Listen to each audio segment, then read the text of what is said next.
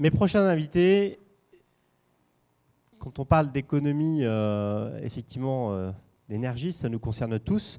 Donc je vais inviter à Monsieur Rigouin, de l'agglomération de Montpellier, donc en charge de la direction, directeur de l'énergie et des moyens techniques, de me rejoindre, et Monsieur Durand aussi, directeur adjoint des directions des bâtiments de la métropole de Bordeaux.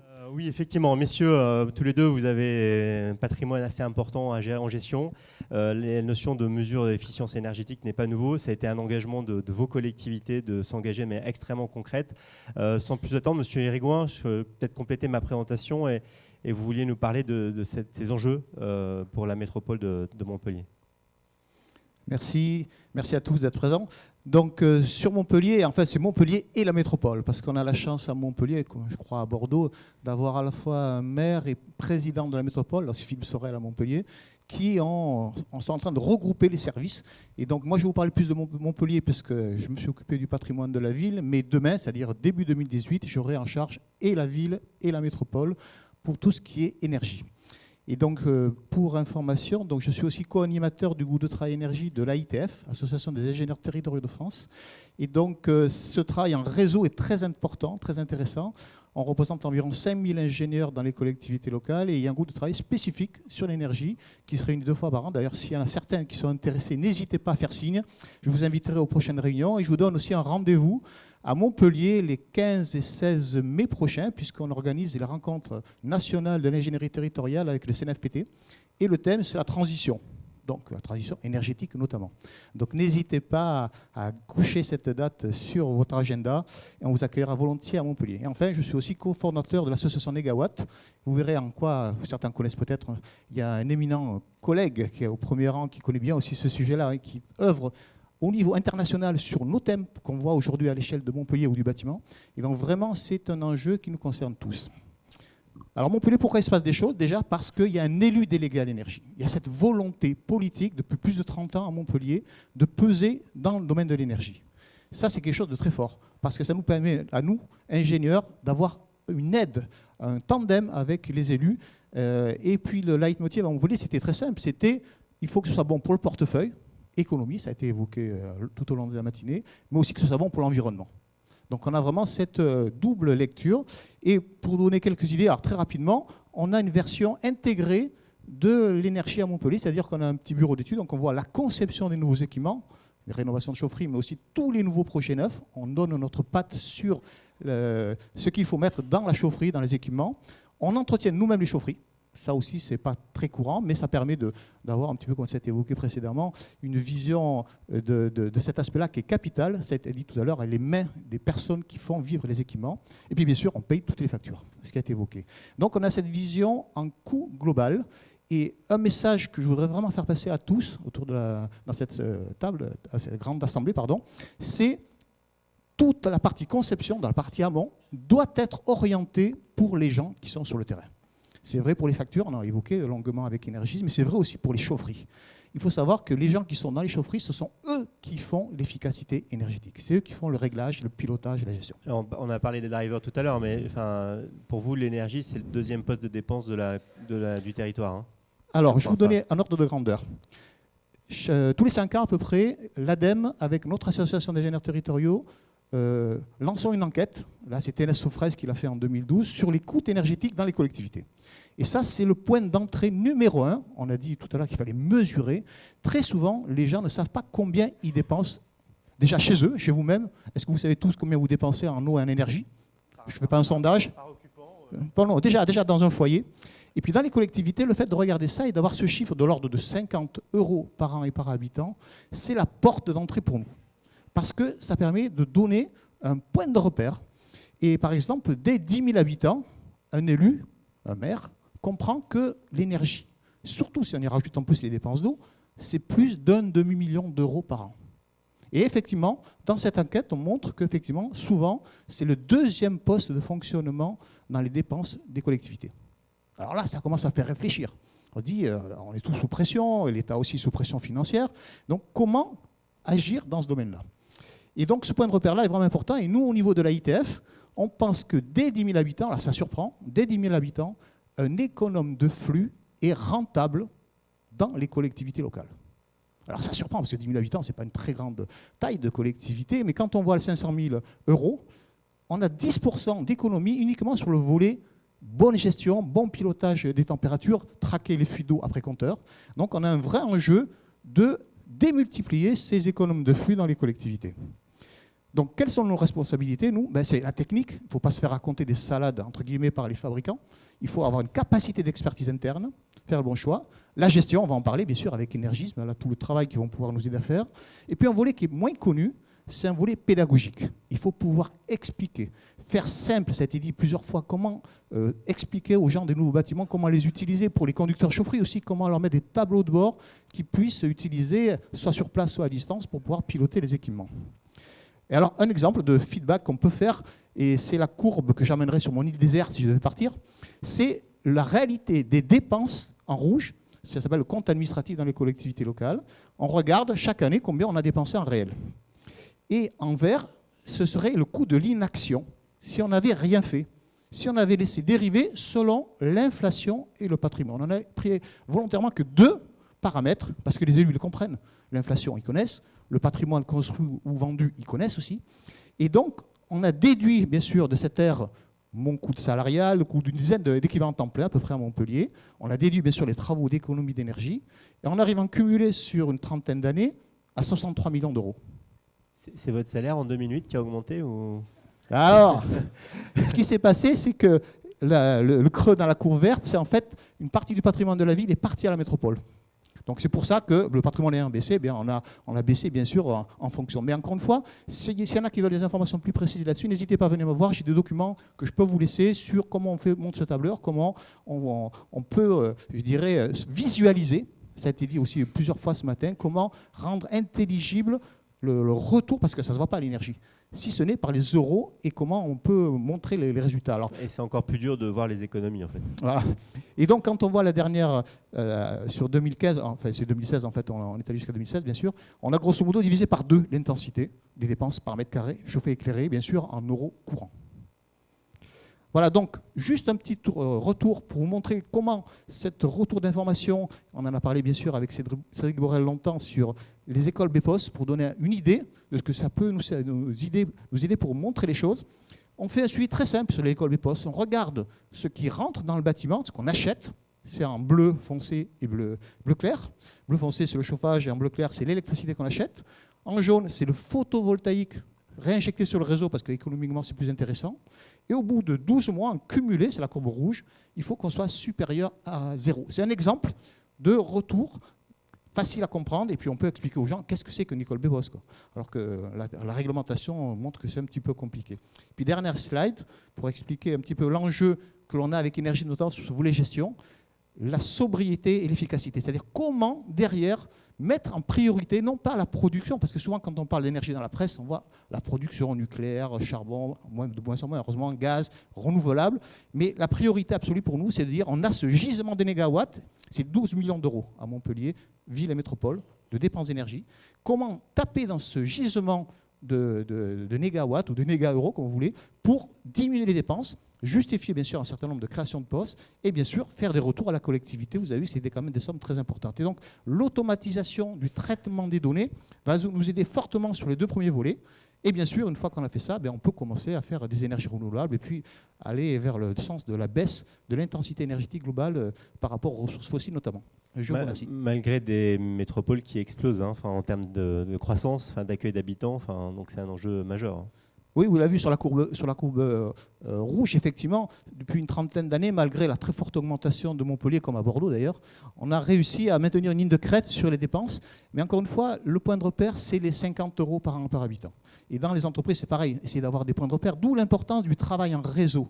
Et donc, je ne sais pas il y a combien de collègues qui travaillent dans les collectivités locales, levez la main. Un petit sondage sur les collectivités. Voilà, il y en a quelques-uns. Donc, effectivement, c'est des patrimoines qui sont... Toi aussi. Juste une information, à Bordeaux, 2 millions d'euros, c'est un point de fiscalité. D'accord. Monsieur Durand, je vais vous laisser vous présenter. On va vous donner la télécommande aussi. On va vous passer là à votre voisin. Je vais vous faire visiter Bordeaux en même temps que je parle. On a très envie de me présenter, c'est simple, je suis énergéticien de formation. J'ai une carrière privée-publique, donc j'ai passé 15 ans de ma vie, de ma première vie professionnelle dans le privé.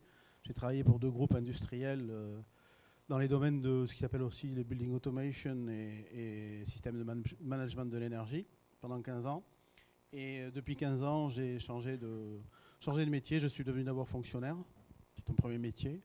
Et depuis 2006, avec cette double compétence, la connaissance du milieu et mes compétences techniques, je suis rentré à la ville de Bordeaux à l'époque. Donc nous étions à l'époque ville et non pas métropole, pour mettre en musique, organiser, préciser les objectifs en fait que la commune voulait se donner en matière de développement durable et de diminution des consommations d'énergie.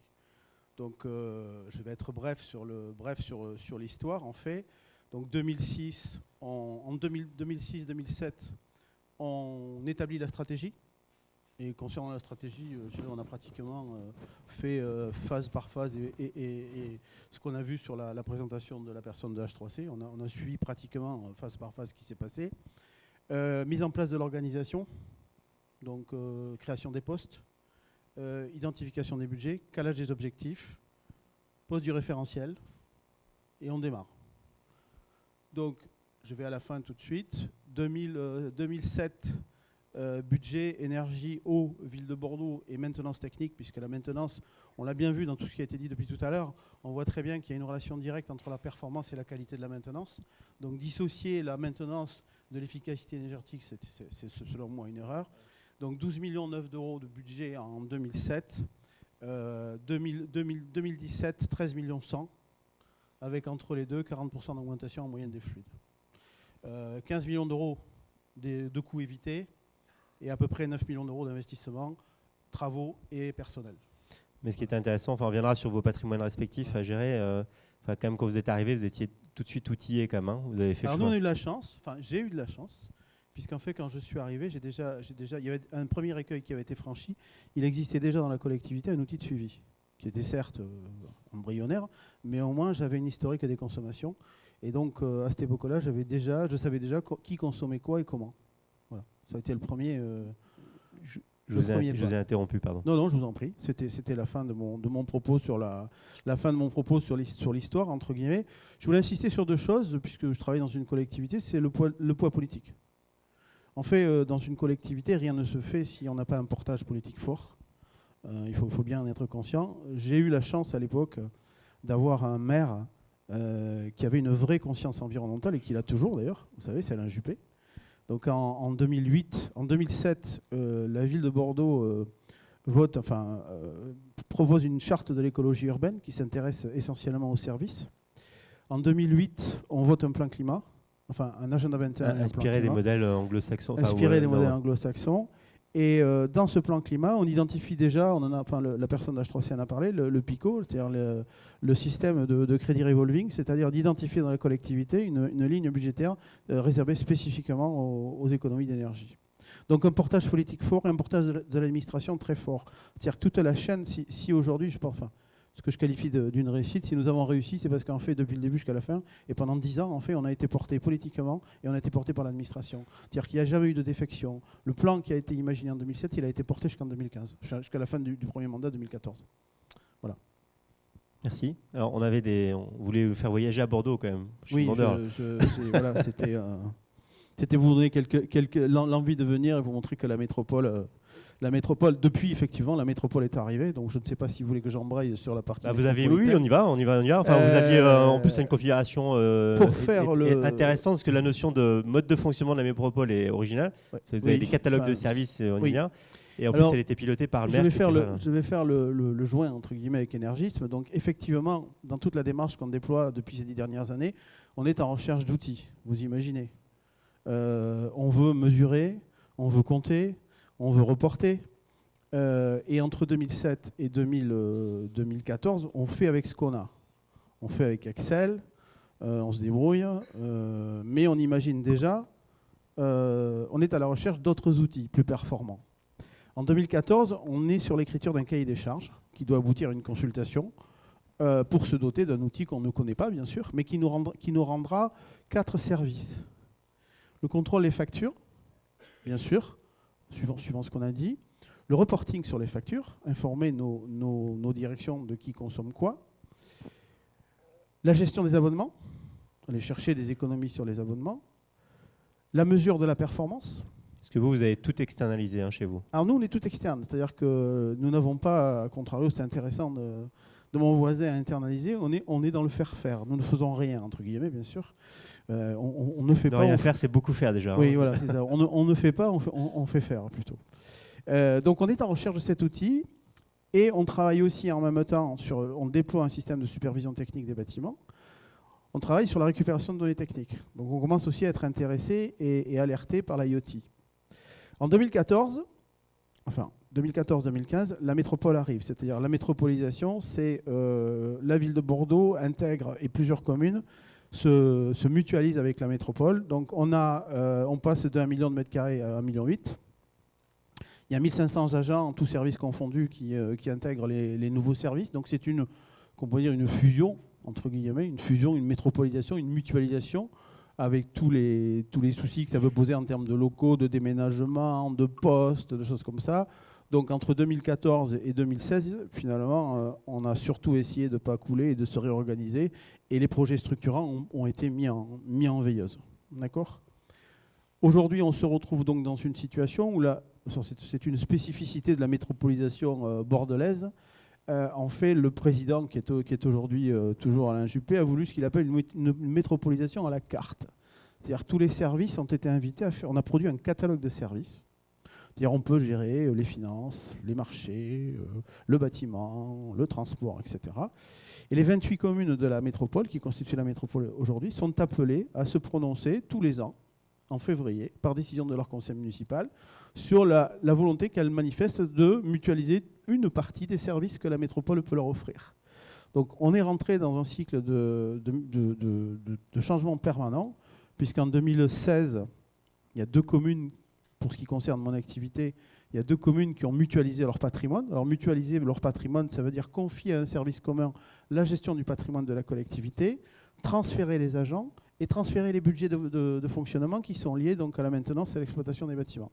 En 2017, une 3e commune est arrivée. 2018, on fait la pause, tant mieux, ça va nous permettre de nous réorganiser et de poser nos organisations. Mais on imagine qu'à partir de 2019, le cycle de mutualisation va continuer. Et donc, au fur et à mesure du temps, on arrivera peut-être un jour à 28 communes. Donc, notre problème et notre challenge, en fait, c'est qu'à chaque fois qu'une commune arrive, on doit la prendre en charge sur tous les sujets, patrimoine et énergie. D'où, encore une fois, la nécessité absolue d'être très, très réactif, en fait, sur la mise en place, par des outils, sur la mise en place des modes de gestion et de reporting, puisque bien entendu, c'est une relation client, enfin, entre guillemets, dans le public, on n'aime pas ça, mais client-fournisseur. Client-fournisseur, bien. on en vient à des enjeux économiques, malgré tout.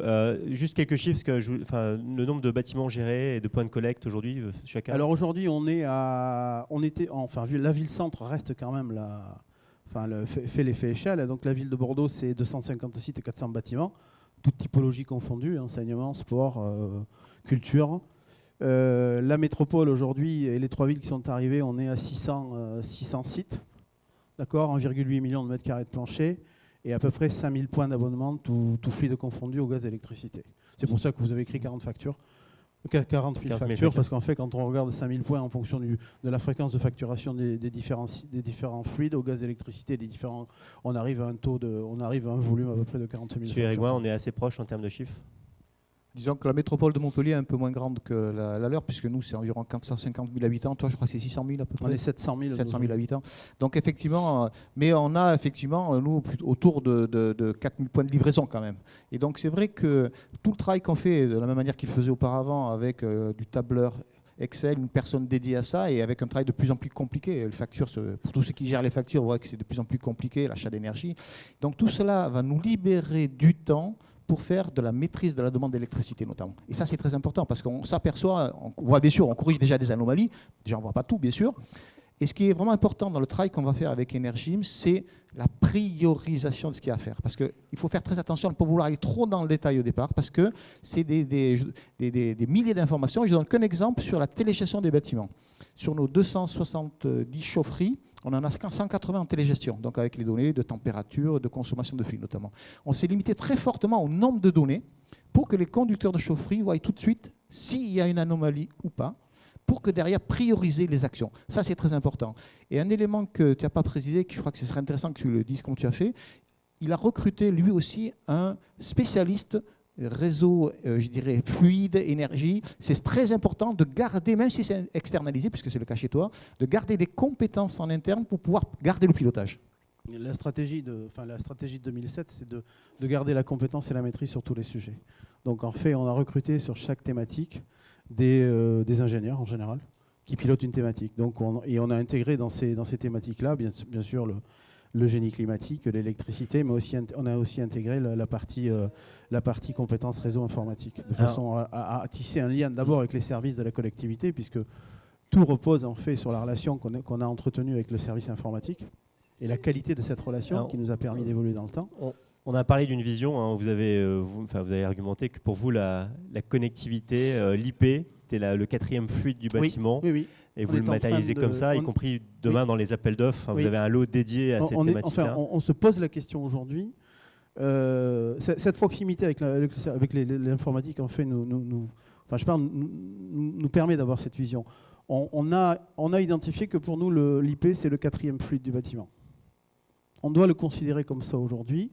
Et donc, on est en train d'imaginer comment pourra-t-on demain avoir sur ce sujet-là, je dirais, une réponse positive en termes qualitatifs de la profession. Puisqu'aujourd'hui, pour ceux qui sont, je ne sais pas quel est le profil des participants, mais ceux qui essayent de faire les liaisons entre les technologies dont on parle et la façon dont on réalise directement les opérations aussi, la configuration de la loi MOP, l'ingénierie française, les entreprises françaises, on voit qu'il y a un décalage aujourd'hui, c'est-à-dire que ces technologies-là, en fait, ne trouvent pas naturellement leur place dans nos projets de construction. Il faut donc, en termes de compétences, d'entreprise. Donc il faut qu'on trouve une organisation de l'acte de construire qui permette de traiter qualitativement et quantitativement ces technologies-là. Donc on imagine demain, on travaille avec notre service informatique, créer un lot supplémentaire dans le bâtiment.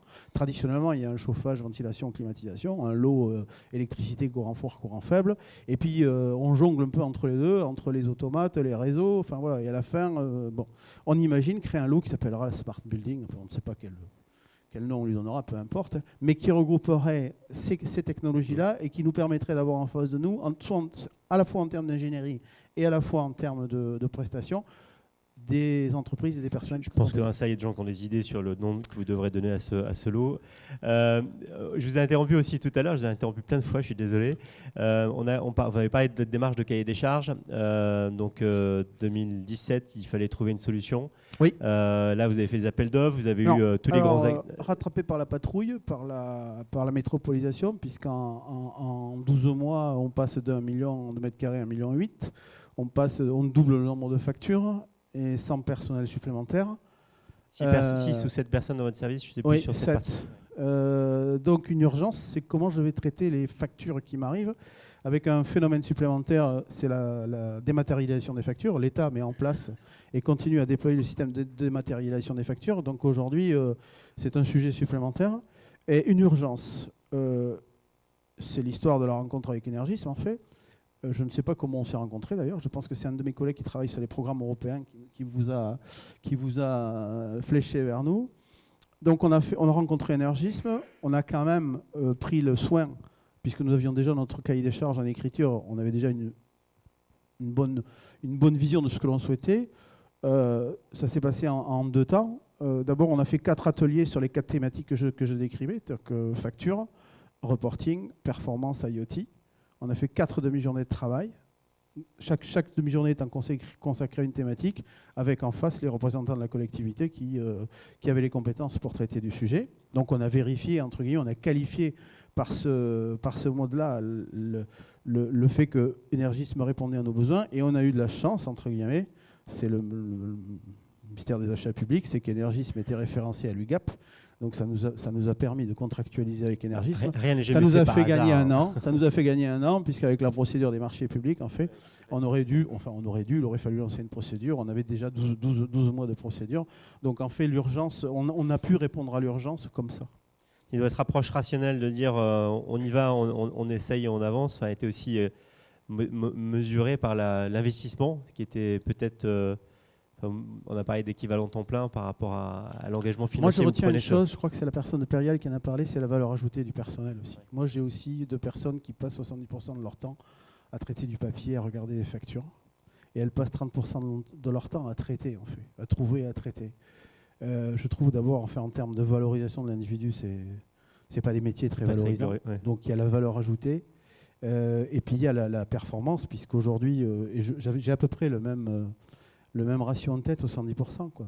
Donc demain, je vais gagner, j'ai un tiers temps qui est vraiment efficace. D'accord ? Demain, j'aurai un temps plein. Parce que les 70% de gestion de la facture et de gestion va être fait de manière automatique.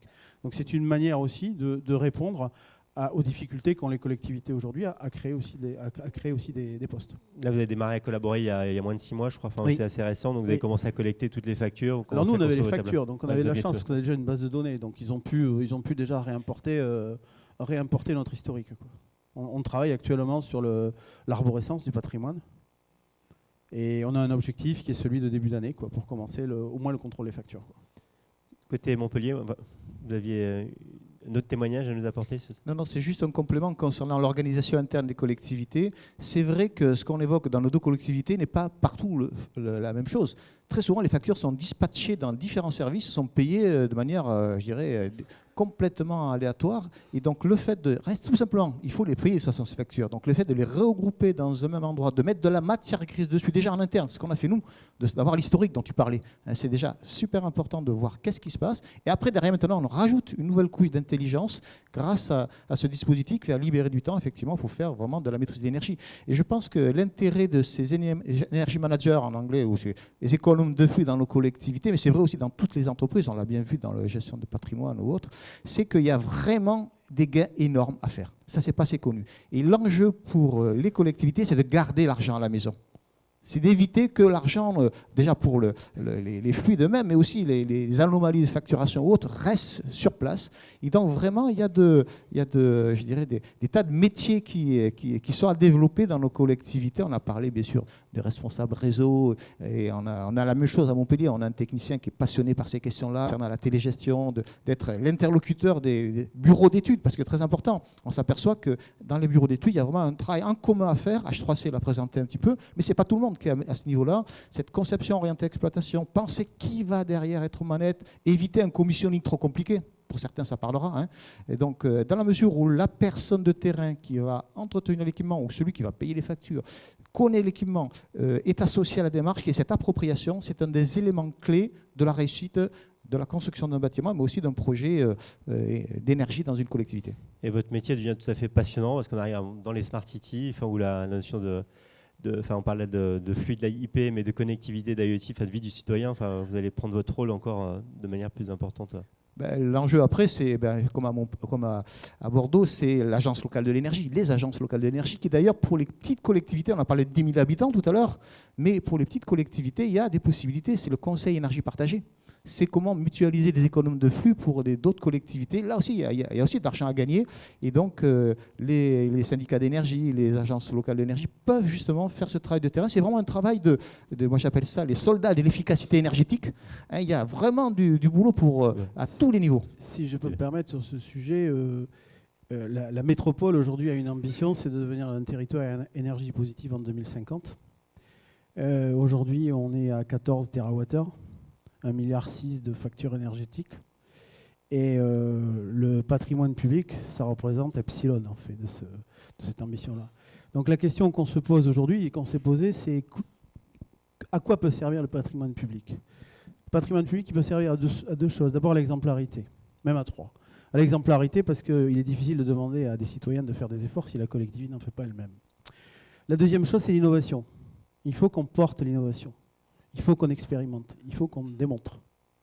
Et donc, on est en train, par exemple, pour les connaisseurs, on a mis une micro-cogénération dans une école qu'on a instrumentée pour essayer de comprendre comment on pouvait l'utiliser. Et le troisième sujet, c'est comment le patrimoine public peut servir de support, en fait, à la desserte énergétique du territoire. Puisqu'on parle aujourd'hui d'îlotage, on parle d'économie circulaire, mais d'îlotage, d'autoproduction, de consommation des bâtiments entre eux, etc. Donc on mène une réflexion aujourd'hui pour savoir quelle contribution le patrimoine public pourrait amener à la constitution de ce qui sera demain la métropole à énergie positive. Et bien entendu, dès qu'on commence à imaginer des systèmes comme ça, tout ce qui est communication, IP, automate, clair, IoT, prendre toute sa mesure. En tout cas, plein de chantiers innovants sur lesquels l'agglomération est prête à travailler et à accueillir toutes les bonnes idées, ce que je comprends. La preuve. Des questions dans la salle? Oui? Alors, je ne vais pas sauter devant vous, mais j'arrive.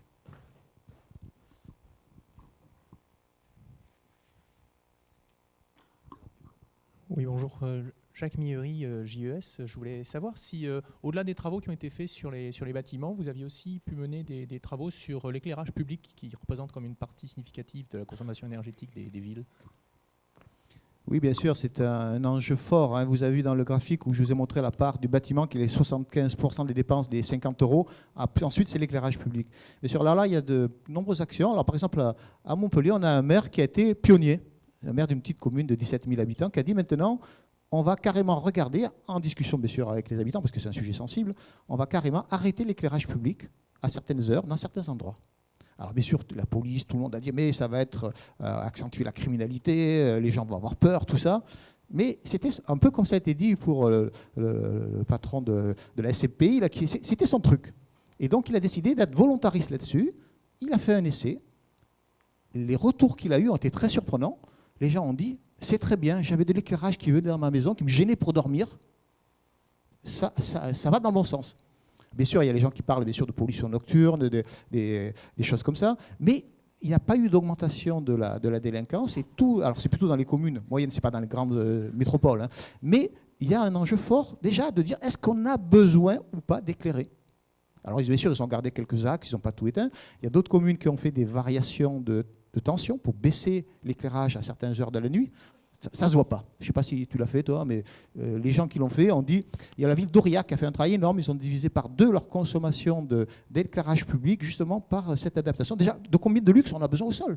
C'est 20 luxe, la règle, mais il y a des gens qui mettent bien plus. Donc, de combien a-t-on besoin? Donc, on est toujours dans une logique qui est mon fil rouge pour moi, à titre personnel, qu'on fait chez soi aussi, c'est utiliser l'énergie là où il le faut, quand il le faut, pas plus qu'il ne le faut. Juste en complément, sur Bordeaux, les collègues de l'éclairage public ont diminué les consommations de 20% dans la même période que nous. Ils ont changé des sources, ils ont essayé des abaissements de tension. Et aujourd'hui, le réseau est assez ancien. Et aujourd'hui, on a un démonstrateur en commun avec lui, justement, sur la base d'IoT. On a lancé un démonstrateur pour gérer un quartier au niveau de l'éclairage public, couplé avec la récupération de données, bâtiments et comptage. Donc le candidat va être sélectionné dans les semaines qui viennent. Donc j'imagine que dans quelques mois, on aura sur ces technologies-là aussi un retour. Merci. Mais on est resté sur des choses traditionnelles jusqu'à maintenant. Et un enjeu très fort à la métropole, puisque vous avez compris que ville et métropole utilisent l'énergisme. Et d'ailleurs, comme on n'est pas encore mutualisé, il a fallu qu'on soit bien d'accord sur une même lecture des données à récupérer à transmettre et récupérer auprès d'énergie. Et des modalités de licence. Le point qui a permis de débloquer la chose à la métropole, c'est la récupération de données de l'éclairage public. Parce que c'est énormément de points de livraison, très dispersés, bien sûr. Merci, on peut encore applaudir nos témoins. Alors restez avec nous. Restez. J'ai invité Clément Mesguer, donc, qui est responsable du pôle efficacité énergétique, de nous rejoindre, qui voulait apporter je pense que là, il n'y a plus de micro. Bonjour à tous. Pour continuer dans le pragmatisme de la matinée, je vous propose de regarder quelques visuels qui sont liés à la gestion de factures. Une partie de la réponse à la demande qui a été exprimée là sur la gestion de la facturation. À la fin de la présentation d'avant. En premier lieu, c'est de pouvoir éditer des dashboards, de remonter l'information. Donc, où est-ce qu'on va chercher, où est-ce qu'on va capter l'information de l'ensemble de ces factures? On voit l'ensemble des fluides. En fait, c'est soit des flux informatisés avec les fournisseurs d'énergie, soit les fameux fichiers Excel qu'on vient récupérer, soit de la saisie manuelle, ça peut encore arriver, soit la reconnaissance directe de fichiers PDF qui vont directement alimenter la base de données. Pour ça, on a mis en place des petits robots qui vont directement aller chez les fournisseurs d'énergie capter toute cette information. Et donc, voilà, en fonction du profil utilisateur, la personne va pouvoir retrouver ses répartitions en euros, en kilowattheure, en fonction de son besoin. Évidemment, le CO2 est important quand on parle de responsabilité sociétale comme des entreprises cotées. Tout ça, c'est paramétrable aussi en fonction d'une typologie, d'une organisation type. Par exemple, une collectivité locale, territoriale, elle va être intéressée pour savoir sur la collectivité locale comment ça se répartit, sur ses écoles et, comme on vient de l'expliquer, sur les éclairages publics. Voilà. Ce qui est intéressant, c'est que derrière, on a aussi pensé à l'expérience utilisateur, c'est-à-dire qu'une fois qu'il est sur ce dashboard, eh ben, il peut aller voir ce qui se passe au niveau d'un fluide particulier. Ça devient intéressant, par exemple, le bandeau du haut, quand vous êtes en politique de réachat, le contrat arrive à fin d'échéance, c'est quand même intéressant de savoir sur combien de points de livraison et quel volume vous achetez pour pouvoir passer un appel d'offres et regarder les offres. Derrière aussi, c'est de retrouver l'ensemble des points de livraison qui sont liés à ce contrat d'énergie ou qui sont liés à cette fourniture d'énergie. Déjà, l'information assez intéressante, c'est le prix du kilowattheure. Permet déjà de benchmarker un petit peu et de se poser des questions. Voilà, si le prix du kilowattheure est complètement dérivant, c'est possible que sur le point de livraison, on y arrive, il se passe des dérives. Donc on a créé aussi des visuels spécifiques, des restitutions spécifiques sur les points de livraison. On récupère l'ensemble des informations qui viennent des fournisseurs d'énergie. On voit des choses en rouge, ça veut dire que l'outil intègre aussi des modélisations. On récupère le kilowattheure et on sait normalement combien on aurait dû payer sur les taxes, l'acheminement, la molécule. Et donc ça vient taguer en rouge s'il y a quelque chose qui semble un petit peu étonnant sur la facturation ou sur la consommation. Il y a aussi l'outil pousse des possibilités d'amélioration de l'abonnement. On peut intégrer un budget et c'est comparer combien j'en suis de mon achat d'énergie par rapport au budget estimé. Et enfin aussi, ce qu'on veut, c'est que l'ensemble des utilisateurs puissent communiquer à travers l'outil et donc sur le point de livraison, pouvoir faire des échanges au jour le jour. Voilà, j'ai essayé de faire court, je sais qu'on est un peu... oui, on a notre quart d'heure de retard, mais on est dans le timing de notre retard, donc tout va bien. Merci. Alors, je ne sais pas si vous avez encore d'autres questions. Oui, madame, on vous amène un micro. N'hésitez pas à vous présenter. Bonjour, je suis une collectivité, mairie de Paris. Et donc on a des problématiques en commun. Quand on parle de performance du bâtiment, au-delà du kilowattheure, il y a une donnée clé qui est très importante, c'est la connaissance du mètre carré de chacun des sites. Et les kilowattheures, on arrive à les remonter automatiquement, mais les mètres carrés, ça n'existe pas encore. Donc je voulais savoir comment est-ce que vous avez pris à bras-le-corps cette question-là. Est-ce que vous connaissiez déjà votre mètre carré? Comment vous avez navigué entre les mètres carrés utiles, chauffés, pas chauffés, etc. Est-ce que vous êtes doté d'une force de frappe pour acquérir ce genre de données? Et sinon, si vous ne les avez pas, comment est-ce que vous gérez la question de l'imprécision qu'on trimballe avec des mètres carrés très peu précis? L'ordre de grandeur. Comment on a fait pour ce qui concerne Bordeaux? Donc quand je suis arrivé, il y avait déjà ce référentiel, il y avait des surfaces qui étaient portées. On s'est vite aperçu que ces surfaces, elles étaient de différentes natures. Il y avait du chaud, il y avait de la surface chauffée. Ça veut dire que quand on parlait de signature énergétique, quand on fait le ratio au mètre carré, c'était quand même un peu hasardeux. Comme il fallait qu'on démarre, on n'a pas traité ça. On a dit on démarre les actions, etc. On verra comment on s'en sort plus tard. On a quand même monté une mission connaissance du patrimoine.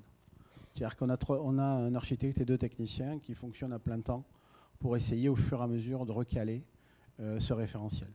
Donc on sait aujourd'hui, alors c'est une mission si vous imaginez, pas dire c'est une vocation qu'il faut. Aller récupérer les plans. Quand on n'a pas les plans, aller dans les bâtiments, faire les mesures. Donc aujourd'hui, on fiabilise au fur et à mesure cette base de données avec un taux de précision qui est pour moi de l'ordre de 10% au moins, quoi. Voilà, 10%. 10%. On se permet cette erreur parce que de toute façon... alors, ce qui est intéressant... Alors, je voulais rebondir sur 2 choses. Ce qui est intéressant avec des outils comme celui-là, c'est que finalement, quand on va voir un bâtiment sortir du spectre, on va se poser la question pourquoi il sort du spectre, puisqu'on va comparer les écoles entre elles, la typologie des bâtiments. Les bâtiments sont classés par typologie. Et pouvoir gérer les écarts. Donc on va pouvoir voir des écarts dans les familles de bâtiments. Et la première chose qu'on va faire, c'est poser la question pourquoi il y a un écart. Est-ce que l'écart est dû à un mauvais usage? Est-ce que l'écart est dû à une mauvaise exploitation? Mais est-ce que l'écart est surtout pas dû à une erreur de surface au départ? Donc en fait, l'outil va nous permettre au fur et à mesure aussi de recaler le référentiel surface, parce que Je pense pas que... On parlait de la difficulté de récupérer les factures, mais je pense que la partie surface, elle est au moins aussi importante. Et là-dessus, aujourd'hui, je pense que pas beaucoup de collectivités ont cette fiabilité sur cette donnée-là. Oui, je confirme complètement. Nous, pour les surfaces, à la limite, c'est du second ordre dans un premier temps. Ça va vous surprendre. Parce qu'on a un patrimoine tellement disparate et tellement ancien sur lequel on a du mal à avoir les informations. L'objectif, c'est d'avoir les ordres de grandeur. Effectivement, 10%, moi, ça me suffit largement dans un premier temps. Parce que l'objectif, c'est quoi? Comme on dit dans le Sud, c'est éviter les grosses erreurs, les grosses cagades, excusez-moi le terme, les grosses anomalies. Parce qu'on est obligé de prioriser très fortement. On a tellement de sites à gérer, tellement de factures, qu'il faut se focaliser et prioriser les actions. Et si on veut aller trop dans le détail, on risque de perdre des forces importantes à vouloir aller dans le PUM et autres. Donc l'objectif, c'est vraiment de sortir, et c'est pour ça que les erreurs que vous allez nous sortir en disant, avec justement au début, moi j'appelle ça les pépites d'or. Récupérer d'abord les grosses pépites d'or. Puis petit à petit, on va diminuer la taille du tamis pour récupérer déjà les moins grosses, et puis après, ce sera la poussière d'or. Mais il y a toujours du travail à faire, et ça c'est important aussi à dire par H3C, c'est que ce travail-là n'est jamais fini. Et ça, c'est difficile à faire comprendre aux élus, des fois, ou au directeur général. Il dit, regardez, vous avez obtenu des résultats, c'est bien, promotion, vous allez ailleurs, et puis on ne remplace pas. Ça, c'est catastrophique, parce que dès qu'on lève la pression sur ces montagnes de données, de factures, de réglages au quotidien dans les chaufferies, on s'aperçoit qu'on dérive. Donc c'est vraiment un travail à toujours remettre sur le tapis, avec des nouveaux outils notamment, et c'est vraiment un enjeu de pérennité. C'est pour ça que ces économes de flux dont on parlait, c'est des postes pérennes, sur lesquels il y a toujours des nouveautés à sortir, et il faut maintenir toujours la pression. Merci à nos témoins d'avoir joué le jeu de la transparence, c'était important. Merci. Merci à vous.